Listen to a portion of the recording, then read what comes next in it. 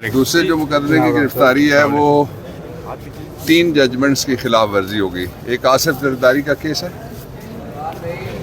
Supreme court of Pakistan की judgement है। दूसरा chief justice Peshawar high court justice Ibrahim साहब ने अभी फैसला किया एक ताज़ा, ये उसका केस है। और तीसरा जस्टिस बाबर सत्तार साहब की जजमेंट है, जिसमें उन्होंने ये कहा हुआ है कि किसी और केस में इनको गिरफ्तार ना किया जाए। शानदाना गुलजार का केस है और आफरीदी का केस है। अगर कोई सुप्रीम कोर्ट को, इस्लामाबाद हाई कोर्ट को, पेशावर हाई कोर्ट को, मुल्क के निज़ाम अदल को रोंद कर ऊपर से गुजरना चाहे तो दूसरी बात है। आइन और प्रेसिडेंट लॉ वो मैंने आपके सामने बता दिया है। अच्छा, एक बड़ी इंपॉर्टेंट बात ये याद रखिए, हमारी जिद्दोजहद कोई किसी एक मुकदमे के खात्मे के लिए, एक जेल से रिहाई के लिए नहीं है। बेशक हम आप सब बड़ी जेल में हैं, बेशक हम आप सबको रिहा करवाना चाहते हैं। आप सबके घरों के चूल्हे बंद कर दिए गए हैं 16 माह में, हम उसके खिलाफ हैं। आप सबके ऊपर वो जुल्म हो रहा है इस वक्त मुआशी तौर पे। पाकिस्तान मईशत का कब्रिस्तान बन गया, इंसानी हुकूक का कब्रिस्तान बन गया, औरतों के हुकूक का कब्रिस्तान बन गया। कल मुझे एक साहब मिले, वो कहते हैं मैं यूएन के साथ काम करता हूँ ह्यूमन राइट्स पे। तो मैंने कहा क्या काम करते हैं? कहता है फाटा और अफगानिस्तान में हम खवातीन के हुकूक के लिए। मैंने कहा लाहौर की खवातीन अजनबी हैं तेरे लिए? सर, ये पॉलिटिकल डेवलपमेंट के बावजूद तय हुआ है कि रहा नहीं किया जाएगा। सर आप ठीक है, करिए। ये जिसने तय किया उसका नाम बताओ, मैं तबसरा करूँ। साइफर में भी आप करवा रहे थे, उसमें भी आज दोबारा से कोई गिरफ्तारी भी तो हो सकती है अगर यहाँ से रिलीफ मिल जाए। साइफर केस में पकड़ सकते हैं। साइफर को 2 दफ़ा national security council of Pakistan ने कहा है कि साइफर आया था मीटिंग में, सब ने देखा है।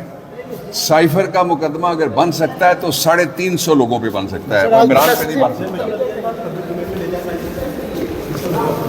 24 करोड़ आवाम की दिलों की धड़कनें तो तेज़ हो रही हैं, तो वकला की दिलों की धड़कनें भी साथ साथ तेज़ हो रही हैं। देखो, हमारी भी धड़कनें तेज़ हो रही है, लेकिन उम्मीद है इंशाल्लाह ताला कि आज वो बड़ा दिन है और इंशाल्लाह ताला एक बहुत बड़ा फैसला आने वाला। हमें उम्मीद है इंशाल्लाह ताला कि जिस कदर इस जजमेंट में इलीगैलिटी कमिट हुई है, और on the face of it अगर आप इवन लॉ स्टूडेंट से पूछे कि क्या ये जजमेंट सस्टेनेबल है, ये सस्टेनेबल नहीं है। बाकी तो एक तरीक़ा कार है, आप जब भी कोर्ट में आ जाते हैं, कोर्ट पार्टीज़ को सुनती है, सबको सुन करके, डॉक्यूमेंट्स को देख के, फिरूज़ करके, उस प्रोसेस से गुजर करके ऑर्डर करती है। हमें कभी ये उम्मीद है इंशाल्लाह ताला 100% आज खान साहब को रिलीफ मिलना है। सर, आपको याद होगा, आपको दिलावर की जब कोर्ट में फैसला, एक दिन पहले आप खुश हुए थे, आपको याद होगा, लेकिन अगले दिन जो है वो खुशी जो है वो थोड़ा सा फिर मायूसी में बदल गई। कहीं ऐसा तो नहीं आज भी ऐसा कुछ हो? नहीं इंशाल्लाह ताला आज तो 2 रास्ते नहीं हो सकते। वो देखो ना, हमारे साथ यही बुरा होता रहा है कि हमें जब अनाउंस हो जाता था ऑर्डर तो ये होता था एप्लीकेशन इज़ अलाउड, फिर हम पढ़ते थे तो वो रिमांड हुआ और ऑर्डर होता था। पहले ऑर्डर में ये था 7 दिन में फैसला करे, दूसरे ऑर्डर में है कि जी कल ही फैसला कर ले, और जितनी कमिटेड हुई है। लेकिन देखो, एक ऑर्डर आ गए, जजमेंट आई है, कन्विक्शन इन सेंटेंस उन्होंने अनाउंस कर दी। Now we are concentrating on this judgment कि जितनी भी ड्यू प्रोसेस की वायलेशन हुई है वो हम अदालत के सामने लेके आएंगे। और ये सिर्फ इस बात का नहीं है कि ये इमरान खान साहब के केस है। देखिए, कोई भी सिटीज़न हो, ये हमारी शहरियों का एक सिविक लाइबिलिटी ड्यूटी है कि हम उसके साथ खड़े हों कि नहीं जी, अगर आपने किसी को सज़ा भी देनी है तो आईन और कानून के मुताबिक देनी है। अगर आप ऐसा ही करना शुरू कर दें तो जहाँ भी आप पे किसी पे इल्ज़ाम हो ये टेररिस्ट है, फिर एक्स्ट्रा जुडिशल किलिंग करें, क्योंकि आप तो गवाह ही है ना कि ये टेररिस्ट है। ऐसा नहीं है, कानून के तरीक़ेकार के मुताबिक ही सज़ा देनी है और कानून के तरीके मुताबिक जो है ना एक्विट करना, ये लाज़िम है। कानून के मुताबिक तो आपने कहा था कि अगस्त में हम इंशाल्लाह उनको रिहा करा लेंगे, ये आपकी स्टेटमेंट थी। हाँ, अभी आज जो डिसीजन आना है ये तो इब्तदाई, अगर आपकी कामयाबी होगी तो पहला मरला होगा। इसके बाद अभी आपको कानूनी जंग और लड़नी है, 9 केसेस में ज़मानत खारिज वाला। तो ज़रा अप्रॉक्सीमेटली लोगों की अंडरस्टैंडिंग के लिए बता दें कि वो सारा प्रोसेस कंप्लीट करने में मज़ीद कितने दिन लग सकते हैं? यानी आज तो रिहाई थोड़ा मुश्किल होगी, मज़ीद कितने दिन और लगेंगे? देखो, अगर बहुत ही ज़्यादा ये उसको खींच के लेके जाते हैं, जितनी भी एप्लीकेशन हैं वो बेल वाली है, बेल वाली एप्लीकेशन है। पहले भी हमारी 4-4, 5-5 एप्लीकेशन एक दिन लग जाती।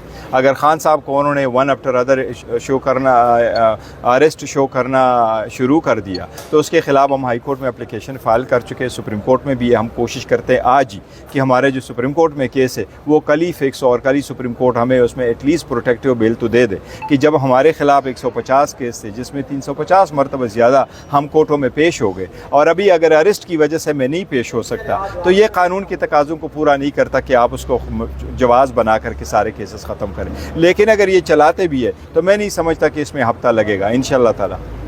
आपने कहा कानून और आइन के मुताबिक फ़ैसले होने चाहिए। पिछले फ़ैसले जज हुमायूं दिलावर साहब के लेकर अभी तक जितनी अपील हाई कोर्ट के अंदर चली है, इवन आप सुप्रीम कोर्ट भी 2 दफ़ा चक्कर लगा चुके हैं, सारा कुछ आइन और कानून के मुताबिक हुआ? देखो, आइन और कानून के मुताबिक नहीं हुआ, तभी तो अदालतों के सामने हमने ऑब्जर्वेशन दी, रिजर्वेशन सब में सबमिट कर दी, अपनी सबमिशंस कर दी।